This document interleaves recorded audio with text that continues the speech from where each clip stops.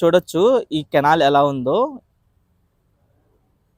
Present ఈ Budameru canal వచ్చేసి మనకి పోలవరం రైట్ మెయిన్ కెనాల్‌కి అయితే కనెక్ట్ అయ్యి ఉంది. ఆ రైట్ మెయిన్ కెనాల్ ద్వారా మన కృష్ణా నదికి ఈ నీటి విడుదల అయితే జరుగుతుంది. ఇక్కడ లెఫ్ట్ సైడ్ కనిపించేది వచ్చేసి హెడ్ రెగ్యులేటర్. ఈ హెడ్ రెగ్యులేటర్ దగ్గర ఉన్న గేట్లు ఇంకా తెరవలేదు. వన్స్ ఈ గేట్లు తెరిస్తే ఇటువైపు నుండి విజయవాడ సైడ్ వైపు అయితే ఈ కెనాల్ ద్వారా, ఈ కాలువ ద్వారా అయితే వాటర్ వెళ్తాయి. ఇంకా ఈ గేట్లే తెరవలేదు. ఉన్న వాటర్ మొత్తాన్ని ఈ పోలవరం రైట్ మెయిన్ కెనాల్ ద్వారా మనకి పవిత్ర సంగమం దగ్గర అయితే డైవర్ట్ చేస్తున్నారు. ఇక్కడ మీరు హెడ్ రెగ్యులేటర్ దగ్గర సిచ్యువేషన్ కూడా మీరు చూడొచ్చు, వాటర్ లెవెల్ ఎలా ఉందో. ఇంతకుముందు ఈ గేట్లన్నీ డ్యామేజ్ అయి ఉండేవి. ప్రెసెంట్ ఈ కొత్త గేట్లు అయితే అమర్చారు. ఆ కొత్త గేట్లు మొత్తం మీరు చూడొచ్చు.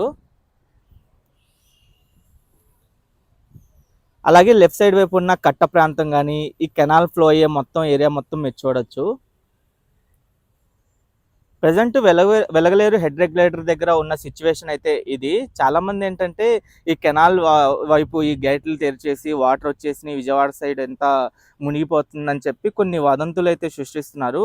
వాటిని ఎవరు నమ్మమాకండి. ఎందుకంటే ఈ కెనాల్కి సంబంధించి పూర్తిగా ఈ 1 ఇయర్ గత సంవత్సరం క్రితం ఏదైతే జరిగిందో ఇన్సిడెంట్, దాని తర్వాత గవర్నమెంట్ దీనిపైన కొన్ని చర్యలు అయితే తీసుకుంది. ఈ కెనాల్ మన విజయవాడ సైడ్ ఫ్లో అయ్యే మొత్తం పూడిక తీసే పనులు మొత్తం కంప్లీట్ చేసేసి, ఎక్కడైతే 3 చోట్ల గండ్లు పడినాయో అక్కడ 450 మీటర్ల వరకు పొడవైన రిటైనింగ్ వాల్ కట్టారు. అదంతా మొత్తం సేఫ్గా అయితే ఉంది ప్రెజెంట్.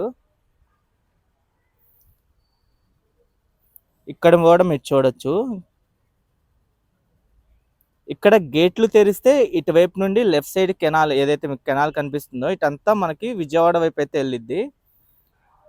అంటే రాయనపాడు క్రాస్ అయిన తర్వాత వైఎస్ఆర్ కాలనీ తర్వాత మనకి ఇటువైపు సింగ్ నగర్, అజిత్ సింగ్ నగర్ అటువైపు అయితే వెళ్ళిద్ది కెనాల్ మొత్తం.